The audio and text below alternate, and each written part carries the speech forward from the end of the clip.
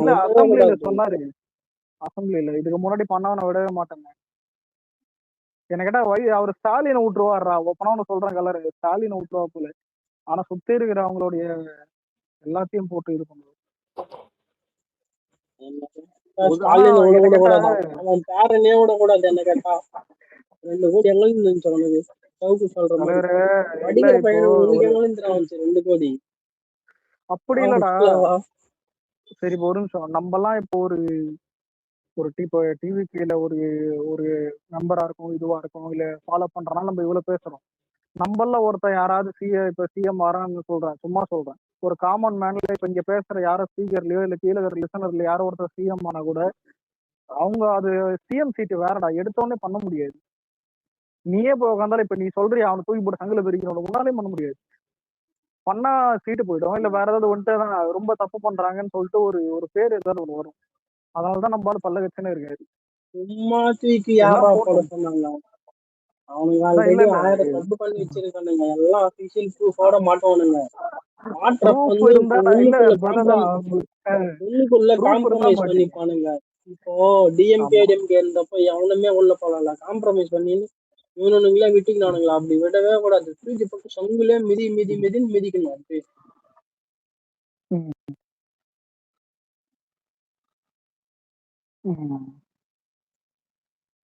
சரி உங்களுக்கு இல்ல ஆந்திரால இப்ப இதே துப்போம் சந்திரபாபு நாயுடு சிஎம் ஆயிட்டாப்ல. ஆந்திராலலாம் ப்ரூஃப் எல்லாம் தேவையில்லை. ப்ரூஃப் எல்லாம் தேவையில்லை. ஆனா ஜெகனை நோண்டாங்களான்னு கேக்குறேன். ஆந்திரால சந்திரபாபு நாயுடு ஜெகன் அவரு நோண்டாரு அவரு ஜெகனை நோண்டாரு. அவங்க அப்பா செத்தப்போ அவங்க அப்பா செத்தப்போ 2009 வந்து அப்ப நோண்டி ஜெகனை தூக்கி 11 மாசம் ஜெயில வச்சானுங்க. 16 மாசம் இருந்தான்டா. அதான் சொல்றேன் இல்ல இந்த மாதிரி கராரா அது பண்ண அது அங்க நிறைய இடத்துல நடக்குது இப்ப கூட. ஆனா ஜெயலலிதா கூட அது முடிஞ்ச மாதிரி இருக்குது. ஜெகன் வந்து சிஎம் ஆன உடனே ஜெகன் போயிட்டு வீட்டை இடிச்சு விட்டாங்க சந்திரபாபு வீட்டை. நான் தான் சொல்றேன் இல்ல ஜெயலலிதா இருக்கும்போது பார்த்தா கலைஞர் வீடு இல்ல ப்ரோ கோட்டையா இல்ல இல்லதான் ஜெயலலிதா ஸ்டாலின் எல்லாம் மதியாது பையன் போயிடுன்னு சொல்லிட்டோம். ஆனா கலைஞரை நடுராத்திரியே தான் அந்த ஆளு தூங்க விட கூடாது. அதான் நீ ஒண்ணும் இல்ல அரெஸ்ட் பண்ணிட்டு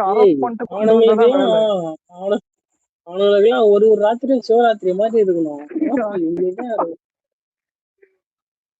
ஆனா கார்த்தி எனக்கு அது சிரிப்பா இருக்கும் அந்த கலைஞர் அரெஸ்ட் பண்ற வீடியோ கூட அது அடிக்கடி போனஸ் ஃபுல் வீடியோ தெரியுமா? நம்ம எல்லாரும் அந்த ஐயோ அம்மா கொலை பண்ண பாக்குறோம் தான் பாக்குறீங்க. ஃபுல் வீடியோ யூடியூப்ல இருக்கும் நிறைய செக் பண்ணி பாருங்க. பரபரப்பா இருக்கும். அது இன்ட்ரெஸ்டிங்கா என்ன சார் இதை உள்ள விட மாட்டாங்க இது பண்ண மாட்டேன்னு கேட்டு வெளியே ஒரு போராட்டம் இது மாதிரி இருந்து போயிட்டு இருக்கும். உள்ள பார்த்தா ஜஸ்ட் கேஷுவலா மீட் பண்ற மாதிரி போற மாதிரி தான் அனுப்புவாங்க. பார்த்தா நேரம் அவள்தான் கைய பிடிச்சி அவள்தான் தரத்தரன்னு இல்லை வாங்க சார். கட்டணது பாத்தீங்கன்னா டிஆர் பாலுவும் மசூலி மரம். இப்போ ரீசெண்டா பவன் கல்யாணம் வந்து போயிட்டு சென்ட்ரல் கவர்மெண்ட் கேட்டிருக்கான் போல ஜெகன் அரெஸ்ட் பண்ணி உள்ள வைங்கன்னு சொல்லிட்டு. அமித்ஷா வந்து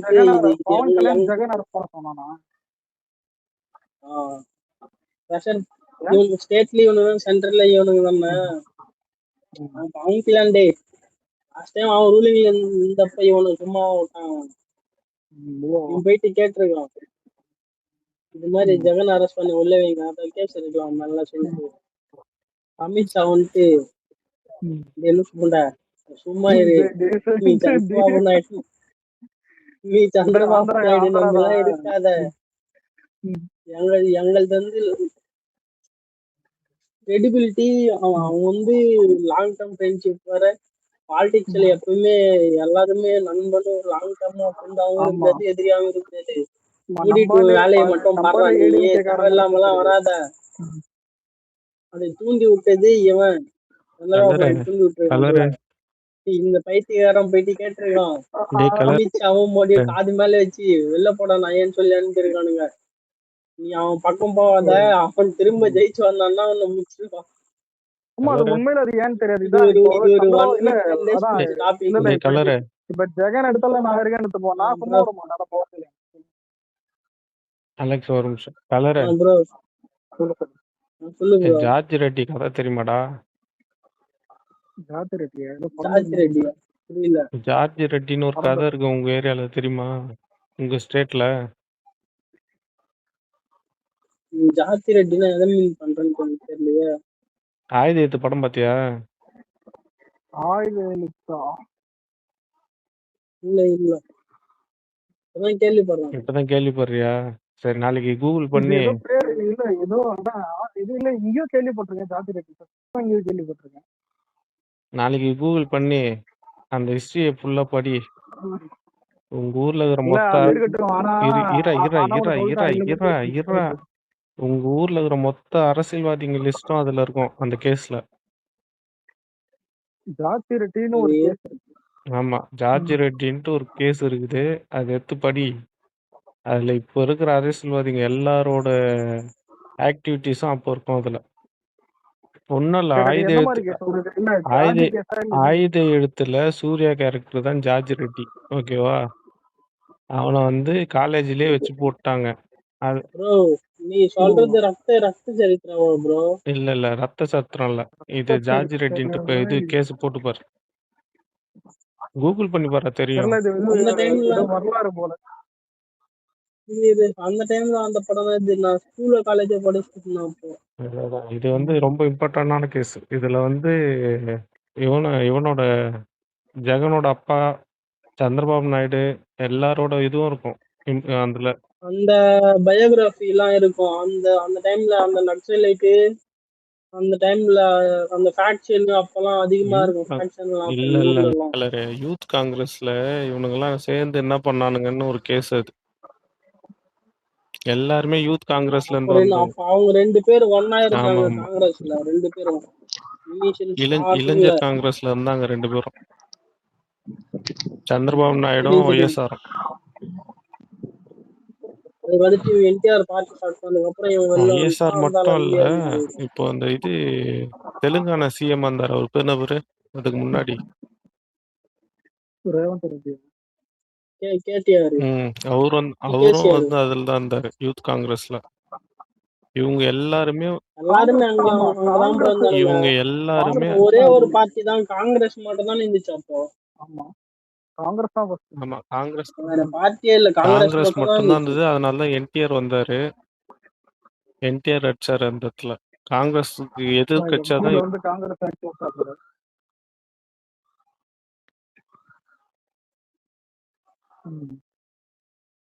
என்டிஆர் பிளஸ்ல யார் வந்திருந்தாலும் ஜெயிச்சிருக்காங்க. கிருஷ்ணராஜன் ஒரு ஹீரோ, அந்த ஆள் இருந்தாலும் ஜெயிச்சிருக்கோம். கிருஷ்ணா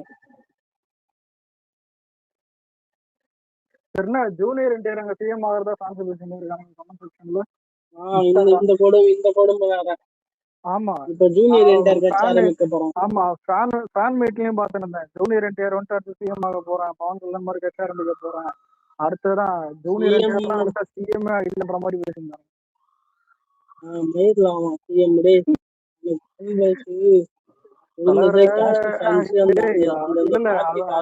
இல்ல அது தெரியுது, அப்பம் பார்த்தையும் வரான்ற மாதிரி அதை விட்டுறலாம்.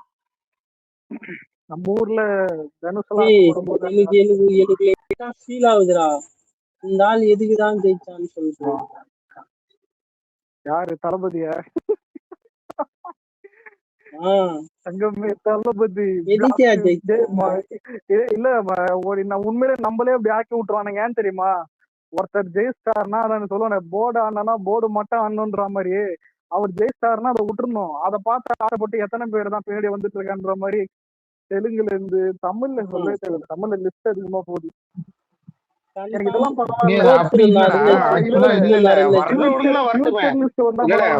இல்லடா, வர்றவனுங்கெல்லாம் வரட்டுமே, வந்தாலும் என்ன பண்ண முடியும்?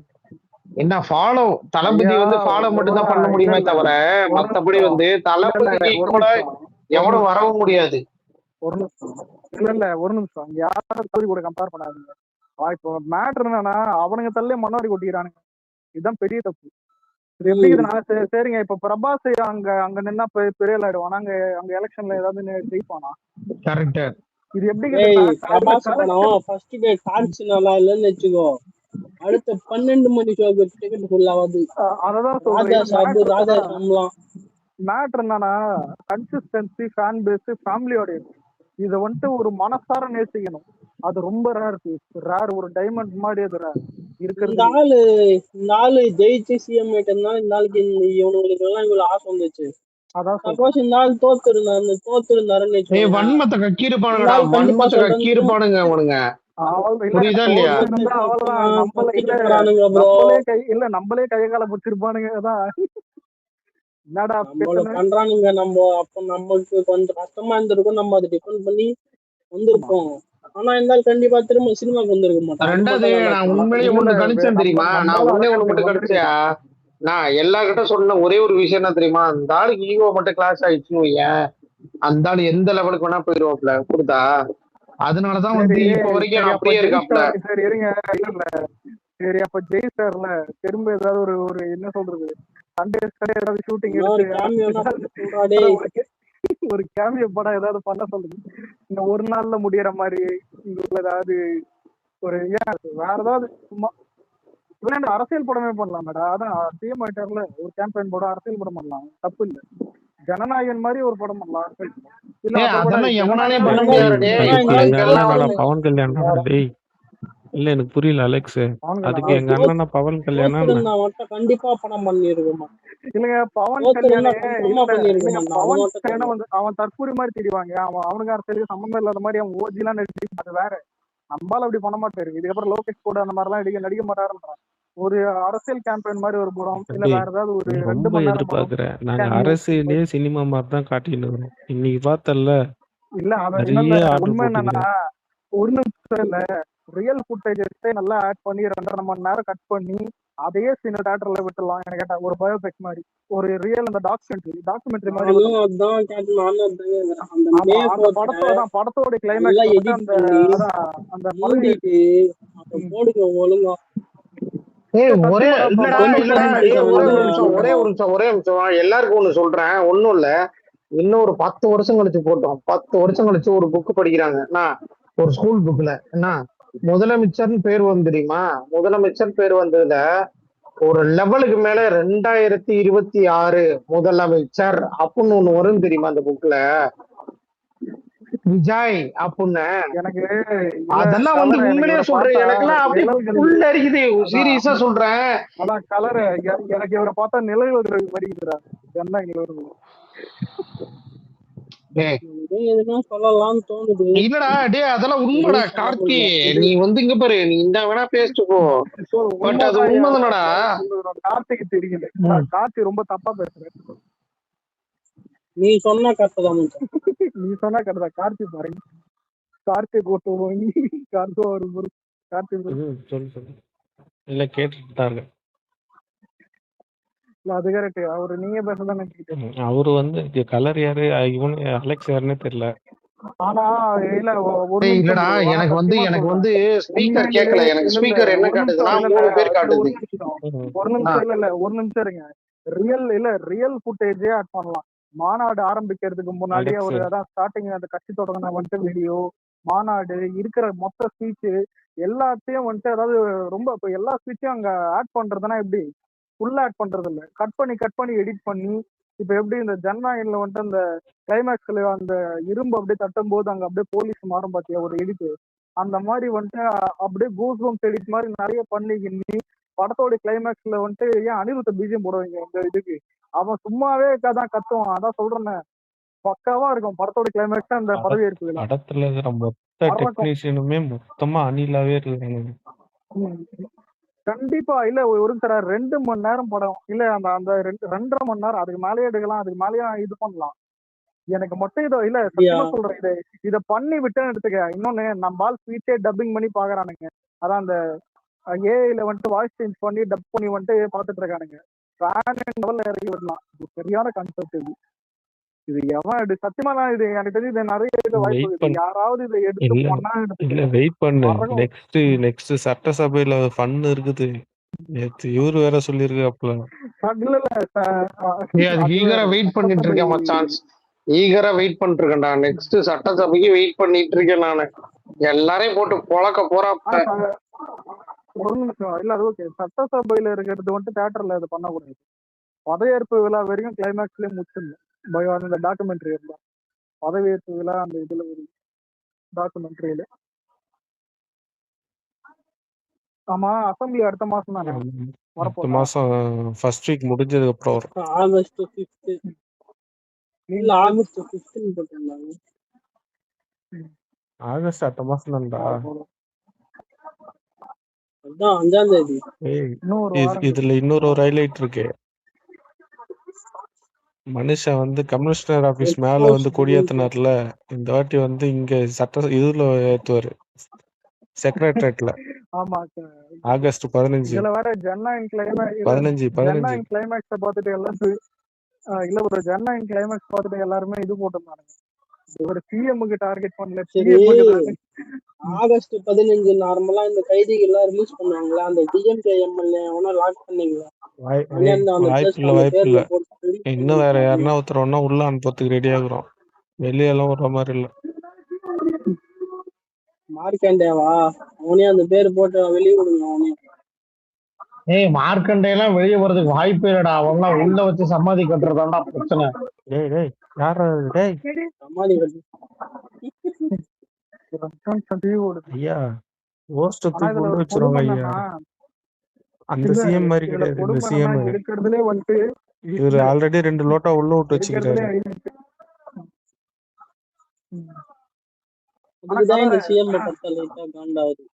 ஆனா கலர் ஒருத்தர் டிஎம் பண்ணிருக்காரு. சொன்னா சினிமா திட்டு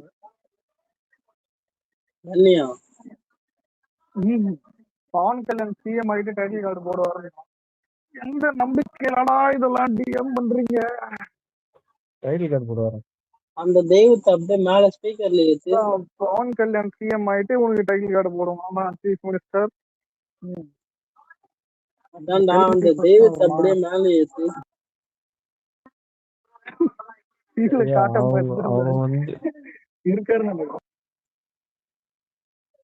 இருக்காரா? சரி சொல்லிக்கிறேன் ப்ரோ. நீங்க வச்சுக்கிற 7% ஓட்டுக்கு சிஎம் ஆக முடியாது. தனியா நின்னீங்கன்னா பூத்துக்கு பண்றோம் பாரு, கான்ஸ்டியூஷனுக்கு ஒரு 5000 ஓட்டு வாங்கலாம். 5000 ஓட்டு எல்லாம் வச்சுலாம் சிஎம் ஆக முடியாது ப்ரோ. ஒரு 50,000 ஓட்டு 60,000 ஓட்டாச்சும் ஆகணும் கான்ஸ்டியூஷனுக்கு ஜெயிக்கணும். என்ன சொல்றீங்க? என்ன சொல்றீங்க? கரெக்டா சொல்றீங்களா? கேளுங்க, நல்லா கேளுங்க அப்படின்னு ஒருத்தன் பேசுவான் அந்த கேங்ல. ஒருத்தன் ரமோன் ஒருத்தன் அப்படித்தான் பேசுறான். அவனே காமெடின்னு அவனே பேசிக்கிட்டு இருந்தா. பாத்திருக்கியா இல்லையா? அப்படியா? என்ன சொல்றீங்க? அப்படியா? வாங்க வாங்க வாங்க வாங்க வாங்க வாங்க வாங்க வாங்க பேசுங்க பேசுங்க வாங்க பேசுங்க. என்ன கேட்டா பவன் கல்யாண் இல்ல பவன் கல்யாண் பவன் கல்யாண் ஒரு ஃபிளைட்டை சீஸ் பண்ணா நல்லா இருக்கும். அதாச்சும் இந்த சிங்கம் 3 படத்துல டாடா சும்மா எடுத்துன்னு போயிட்டு அந்த ஃபிளைட் ஓடுற ஃபிளைட்டுக்கு எதிர்க்க ஓட்டம் ஒரு சூர்யா, அந்த மாதிரி ஒரு சீனை ரீக்ரியேட் பண்ணா போதும். பவன் கல்யாண் சிஎம் ஆயிடலாம். சாரி சிஎம் ஆயிடலாம். சிஎம்ஏ ஒரு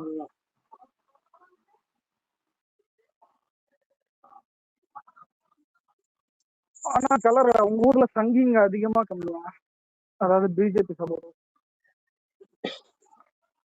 ஒட்டுமொத்த இந்தியாவுமே எல்லாருமே சாமி கும்பிடுறவங்க.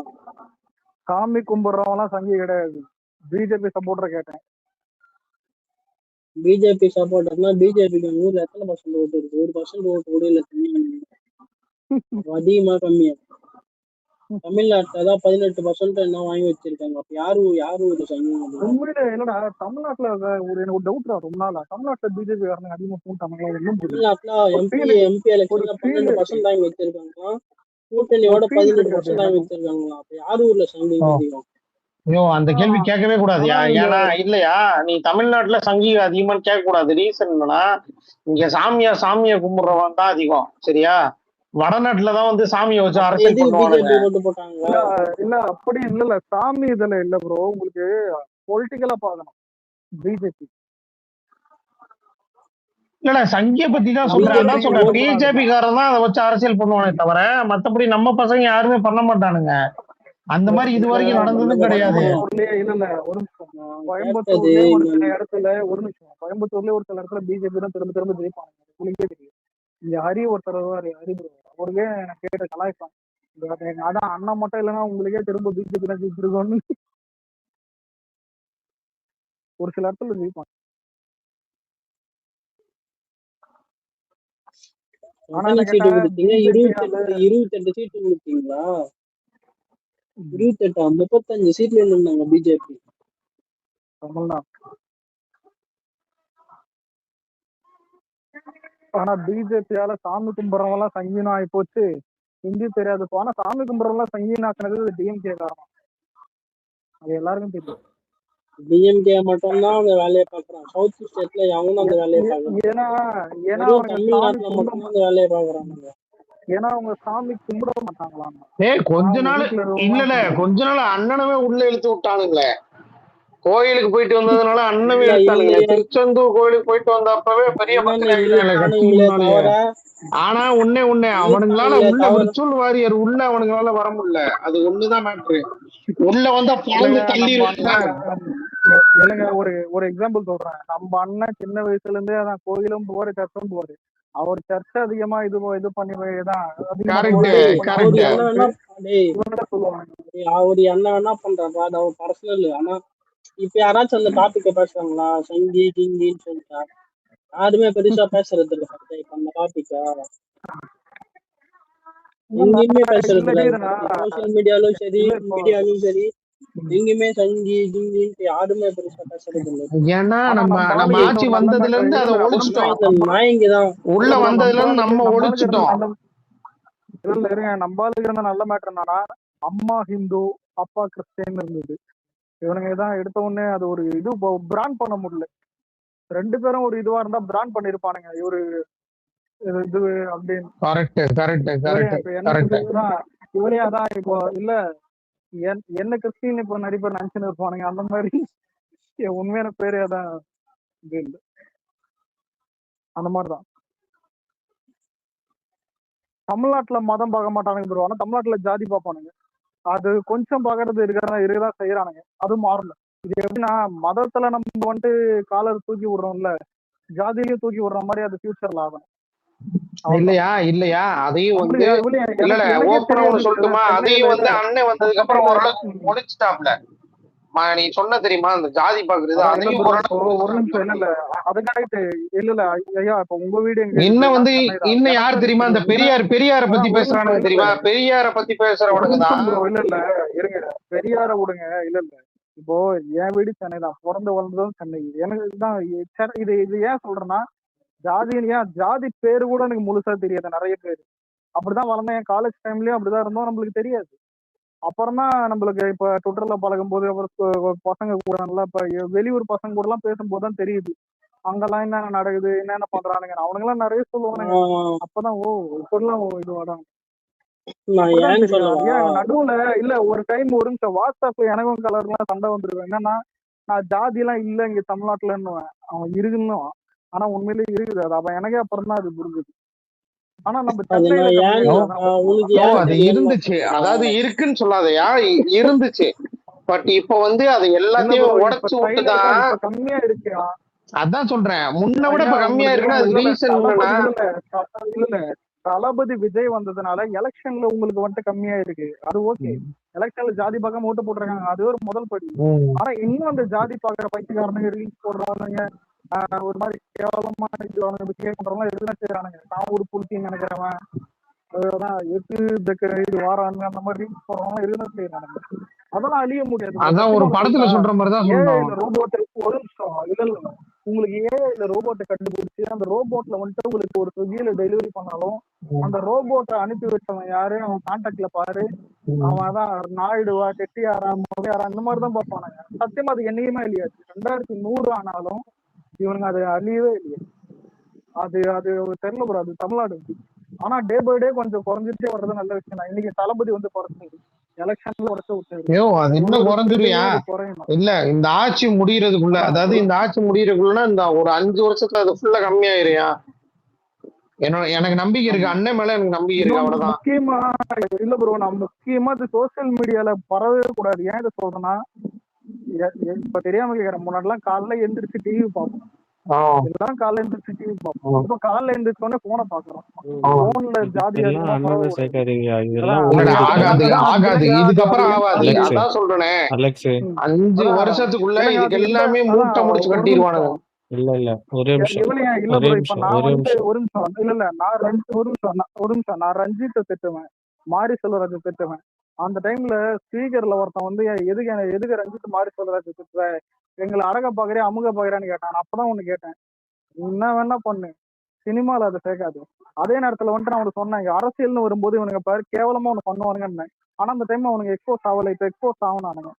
அப்ப அதான் அந்த டைம்ல என்ன கேள்வி கேட்டவங்களாம் இப்ப எங்க போனானுங்கன்னு தெரியல.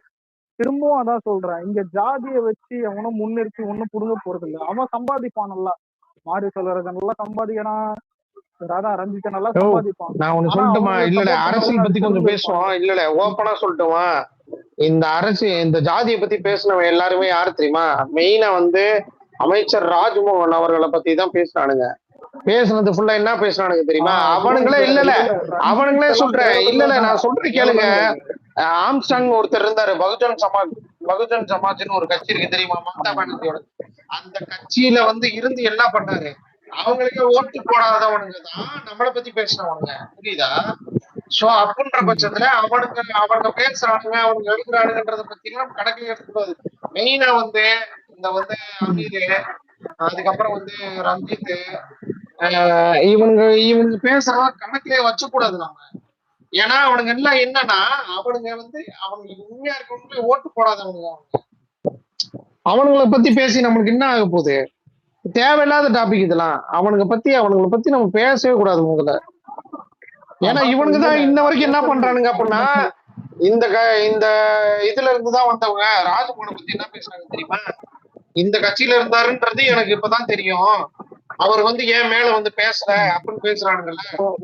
ஒரே ஒரு டாபிக் மட்டும் சொல்றேன், அவனுக்குதான் அந்த ஜாதியை ஒழிக்கணும்னு நானுங்க. அப்ப அந்த ஜாதி பத்தி தெரியாத ஒரு ஆள் தான் வந்து எல்லாத்தையும் பண்றாங்க. அப்ப அத பத்தி நீ ஏன் பேசணும்? அததான் சொல்றேன். இல்ல ஜாதி பத்தி தெரியாதவனுங்க